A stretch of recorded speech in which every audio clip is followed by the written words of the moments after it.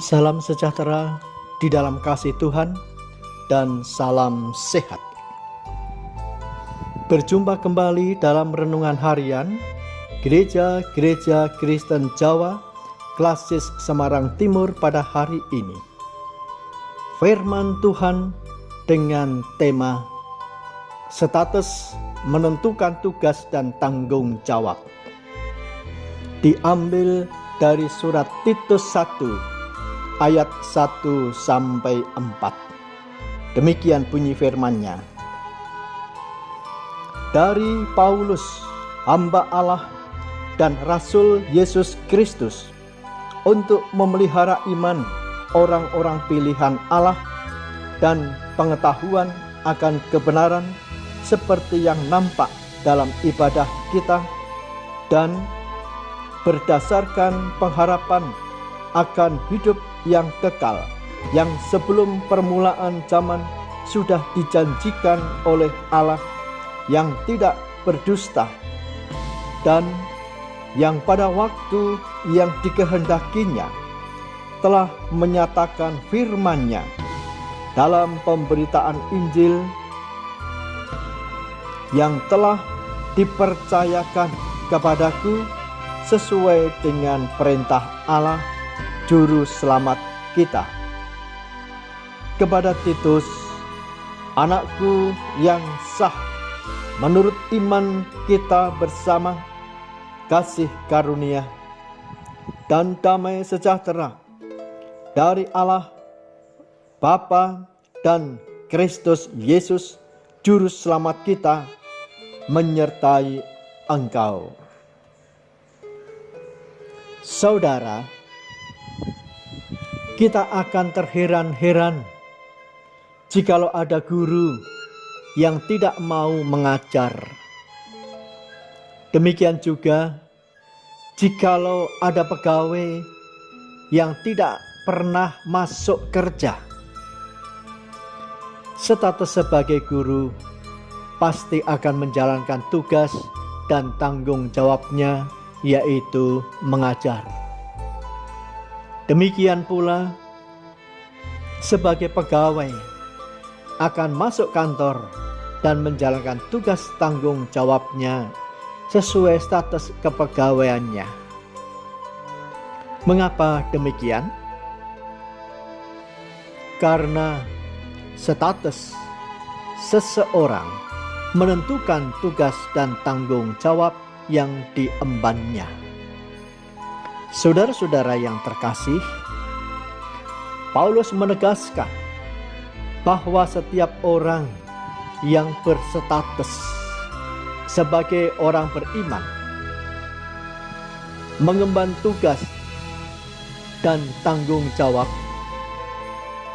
yaitu menjalankan pemeliharaan iman orang percaya. Mengapa? Karena jemaat di Kreta telah dipengaruhi oleh ajaran sesat. Panggilan yang sama juga melekat kepada setiap kita umat Kristen. Memelihara iman menjadi tugas dan tanggung jawab setiap kita agar dapat tetap bertahan dan dapat menyikapi kehidupan yang penuh tantangan ini. Ketika kita mempunyai ide rencana yang baik, tidak rencana mencelakakan orang, ketika kita bisa menggunakan tutur kata dengan baik, tidak memutarbalikkan fakta dengan bersilah lidah sehingga membuat derita orang, ketika perbuatan-perbuatan yang terbaik kita lakukan, itu semua pertanda bahwa kita bisa memelihara iman. Tugas yang kedua adalah memberitakan Injil. Paulus mengingatkan kepada Titus dan jemaatnya, sekaligus kepada setiap kita, akan status sebagai orang beriman yang harus memberitakan Injil.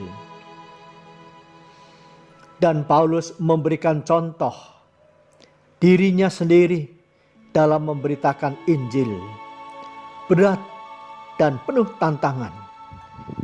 Dicemooh, difitnah, dianiaya, dipenjara, sampai hendak dibunuh.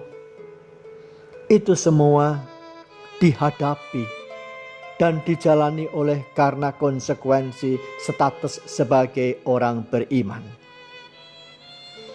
Menjadi tantangan tersendiri bagi setiap kita dengan status sebagai orang beriman, memelihara iman dan menjadi pewarta keselamatan. Mari kita berdoa. Bapa Surgawi, bersyukur kami boleh diingatkan akan status dan tugas tanggung jawab sebagai orang beriman.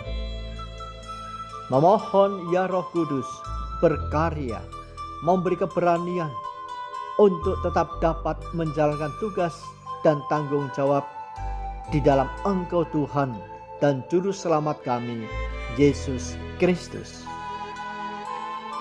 Amin. Tetap semangat, jaga kesehatan. Tuhan memberkati.